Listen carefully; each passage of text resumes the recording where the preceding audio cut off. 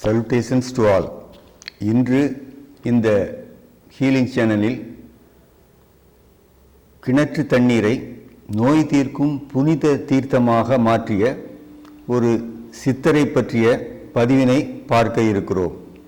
இவருடைய ஜீவசமாதி கும்பகோணத்தின் திருப்புவனத்தில் உள்ளது. வாருங்கள், இந்த எபிசோடிற்குள் நாம் இப்பொழுது செல்லலாம்.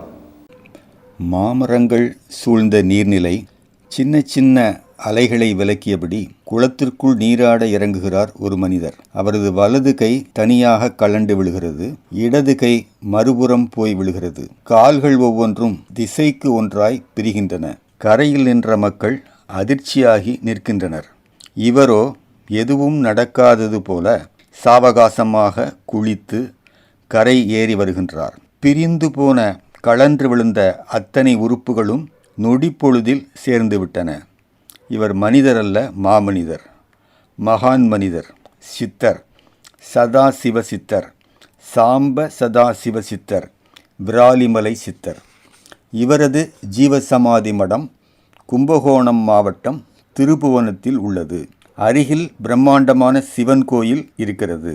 கம்பகரேஸ்வரர் என்ற சரபர் ஸ்தலம். இவர் சந்நிதிக்கு முன்னால் உள்ள கிணற்று நீர் மருந்தாகி இருக்கின்றது.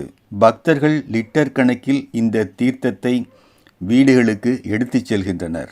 இந்த சதாசிவ சித்தரே தோற்றுவித்த கிணறு இது. தண்ணீரை நோய் தீர்க்கும் தீர்த்தமாக மாற்றியிருக்கின்றார். சதாசிவ சித்தர் இந்த மடத்தில் இருந்தபொழுது ஒரு பக்தர் வந்து தான் தீர்க்க முடியாத குஷ்டரோகத்தினால் அவதிப்படுவதாக கூறுகிறார். சித்தர் ஒரு தைல பாட்டிலை அவரிடம் தந்து தினமும் சில சொட்டுக்கள் பாலில் கலந்து குடித்து வரும்படி கூறுகிறார். அருந்திய பின் தைல பாட்டிலை பத்திரமாக வீட்டில் பூட்டி வைக்கும்படியும் கூறுகின்றார். 48 நாட்கள் பக்தர் இதை குடித்து முடிக்கவும் நோய் முழுவதுமாக நீங்கிவிட்டது. இன்னொரு அதிசயமாக இவர் தினமும் பூட்டிய சாவி தங்கமாக மாறியிருந்தது. தங்கச் சாவியையும் எஞ்சிய மருந்து தைல பாட்டிலையும் சித்தரிடம் திருப்பித் தருகிறார். வாங்கிய சித்தர் இரண்டையும் இந்த கிணற்றினுள் எரிகின்றார். கிணற்று நீர் நோய் தீர்க்கும் புனித நீராக மாறியது. புனித தீர்த்தம், புண்ணிய தீர்த்தம். இந்த ஹீலிங் சேனல் சார்பாக சென்னையிலிருந்து ஸ்ரீமடம் வந்து சித்தரின் மகிமைகளை பற்றி நாங்கள் கேட்டுக்கொண்டிருந்த பொழுது அன்றைய தினமே சித்தரின் அதிசயம் ஒரு பக்தருக்கு நடந்ததாக திரு சுந்தரமூர்த்தி கூறினார். திரு சுந்தரமூர்த்தி மடத்தில் சேவை செய்து வருபவர். திருச்சியில் உள்ள ஒரு பக்தருக்கு தீராத நோயினை சதாசிவ சித்தர் திருச்சியிலேயே அருள் வடிவமாக தோன்றி தீர்த்து வைத்திருக்கின்றார். திருச்சி அன்பர் அன்று காலையில் திருப்புவனம் ஸ்ரீமடம் வந்து வழிபட்டு இதனையும் திரு சுந்தரமூர்த்தியிடம் கூறி சென்றிருக்கின்றார். விராலிமலை சதாசிவ சித்தர், சாம்ப சதாசிவ சித்தர் என்று வழங்கப்படும் இவர் வாரணாசியில் பிறந்ததாக கூறுகின்றனர். வாரணாசியில் வசித்து வந்த ஒரு தமிழ் குடும்பத்தில்தான் பிறந்திருக்கிறார். இமயமலை தொடர்களில் பல யோகிகளுடன் தவம் புரிந்திருக்கின்றார். பின்னர் தமிழ்நாட்டுக்கு வருகிறார். அப்போதைய புதுக்கோட்டை சமஸ்தானம் கீழ் இருந்த விராலிமலையின் அடிவாரத்தில் இருந்த சிறு குகையில் அமர்ந்து சில வருடங்கள் தன் தவத்தை தொடர்ந்திருக்கின்றார். அங்கு பலரின் நோய்களை, துன்பங்களை தீர்த்திருக்கின்றார். மக்கள் அதிகமாக கூடிவிடவே விராலிமலையை விட்டு வெளியேறுகிறார். இன்றும் சதாசிவ சித்தர் தவம் இயற்றிய குகையில் வழிபாடுகள், ஆராதனைகள் அங்கு நடந்து வருகின்றன. அங்கிருந்து வெளியேறிய மகான் திருக்காட்டுப்பள்ளியை அடைகிறார். திருக்காட்டுப்பள்ளியின் அருகில் உள்ள திருச்சடை விளந்தை என்ற கிராமத்தில் தங்கிவிடுகிறார். அங்கு சில வருடங்கள் இருக்கின்றார். அங்கு ஒரு ஆலயமும் கட்டி முடிக்கின்றார்.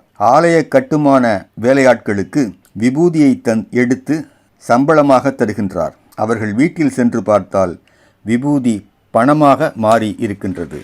அங்கும் மக்கள் கூட்டம் அதிகமாகவே அங்கிருந்தும் புறப்பட்டு விடுகிறார். சிதம்பரம், திருவிடைமருதூர் கோயில்களை வந்தடைகின்றார். பின்னர் திருப்புவனம் சிவாலயம் கம்பகரேஸ்வரர் என்ற சரபஸ்தலத்தில் தங்கிவிடுகிறார். அப்போது திருப்புவனத்தைச் சேர்ந்த திரு கிருஷ்ணமூர்த்தி நாயுடு என்பவர் சித்தரை வந்து தரிசிக்கின்றார். தனக்கு குழந்தை பாக்கியம் இல்லாததை சொல்லி வருந்துகிறார். சித்தரின் ஆசியால் அவருக்கு குழந்தை பேறு உண்டாகின்றது. அதனால் மகிழ்ந்த கிருஷ்ணசுவாமி நாயுடுவும் உறவினர்களும் அந்த சிவன் கோவில் அருகே உள்ள இடத்தை விலைக்கு வாங்கி சித்தருக்கு மடம் அமைத்து தருகின்றனர். அங்கேயே அருகிலேயே இருந்து பணிவிடையும் செய்து வருகின்றனர். சித்தருக்கு வழிபாடு செய்ய திரு சுந்தரேச ஐயர் என்பவரையும் நியமிக்கின்றனர். சுந்தரேச ஐயரின் வழித்தோன்றர்களே இன்றளவும் இங்கு அர்ச்சனை, நித்திய வழிபாடுகள் செய்து வருகின்றனர். சுவாமிக்கு நெய்வேத்தியமாக உப்புமாவும் காஃபியும் வைக்கப்படுகிறது. இதுவே சதாசிவ சித்தருக்கான நெய்வேத்தியம். ஆடுதுறையில் வசித்த திரு ஆறுமுக செட்டியாரின் முன்னோர்கள் மகானுக்கு தொண்டு புரிந்துள்ளனர். இந்த வம்சாவளியைச் சேர்ந்த திருமதி தனலட்சுமி அம்மையார் தனது 91ஆம் வயதில் இன்றும் நாகப்பட்டினத்தில் வசித்து வருகின்றார். இவரும் இவரது சகோதரருக்கும் விராலிமலை சித்தரே தனலட்சுமி, ஆறுமுகம் என்ற பெயர்களை சூட்டியுள்ளார். ஆசீர்வதிக்கப்பட்டவர்கள், ஞானியினால் ஞானஸ்தானம் பெற்றவர்கள். விராலிமலை சதாசிவ சித்தர் 6/12/1929ஆம் ஆண்டு இந்த மடத்திலேயே மகா சமாதி அடைகின்றார். கார்த்திகை மாதம் திங்கட்கிழமை மூல நட்சத்திரத்தில் அவருக்கு மகா குரு பூஜை ஆராதனை நடைபெறுகின்றது. வியாழன் மற்றும் மாதத்தில் வரும் மூல நட்சத்திரம் நாட்களில் இங்கு சிறப்பு வழிபாடுகள் நடந்து வருகின்றன. இந்த மடாலயத்தின் முன் மண்டபத்தில் இவரது குரு என்று நம்பப்படும் சுவர்ண சித்தர் என்பவரின் பெரிய படம் மாட்டப்பட்டிருந்தது. அதன் அருகே சென்றாலேயே அருள் அதிர்வுகளை பக்தர்கள் உணர்வதாக திரு சுந்தரமூர்த்தி நம்மிடம் கூறினார். நம் ஹீலிங் சேனலின் திரு சங்கர், திரு விஜயகுமார் இருவரும் சித்தர் கருவறை அருகே நின்று வழிபட்ட பொழுது அதிர்வுகளை உணர்ந்தனர். சென்னையிலிருந்து திருபுவனத்திற்கு அருள் திரு கண்ணன் அடிகளை அவரது ஆசிரமத்தில் தரிசிக்க நாங்கள் சென்றபொழுது அவர்தான் இந்த சதாசிவ சித்தர் பற்றி எங்களிடம் கூறி அந்த ஜீவசமாதியை தரிசித்து செல்லுங்கள் என்று கூறினார். இந்த நேரத்தில் அவருக்கு எங்கள் நன்றியும் சிரம் தாழ்ந்த வந்தனையும் உரித்தாகின்றது. இன்றைக்கும் பலருக்கும் சதாசிவ சித்தரின் அருள்மழை பொழிந்து வருகின்றது. திருபுவனம், விராலிமலை, திருக்காட்டுப்பள்ளி நினைவிடங்களிலும், திருச்சி, சென்னை, பெங்களூர், ஸ்ரீலங்கா என பல இடங்களிலும் இவரது பக்தர்கள் இவரை வழிபட்டு வருகின்றனர். எந்தரோ மகானுபாவனு அந்தரிகி வந்தனமு. அக்குபஞ்சர் அட்வான்ஸ் டிப்ளமோ வகுப்புகள் வித் BSc சர்டிஃபிகேட் வீக்கெண்ட் கிளாஸுகளாக நடந்து கொண்டிருக்கின்றன. Reiki crystal healing one day ஒர்க் ஷாப்பும் நடந்து கொண்டிருக்கிறது.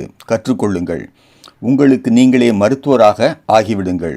Be a physician to you and to your family. Excessive மெடிசினிலிருந்து உங்களை பாதுகாத்து கொள்ள இவை உதவும். லைஃப் சேவிங் ட்ரக்லெஸ் தெராபிஸ் இவை. அடுத்த எபிசோடில் வேறு சில ரெமிடிஸ் பற்றி நாம் பேசலாம், இஃப் காட் பெர்மிட்ஸ்.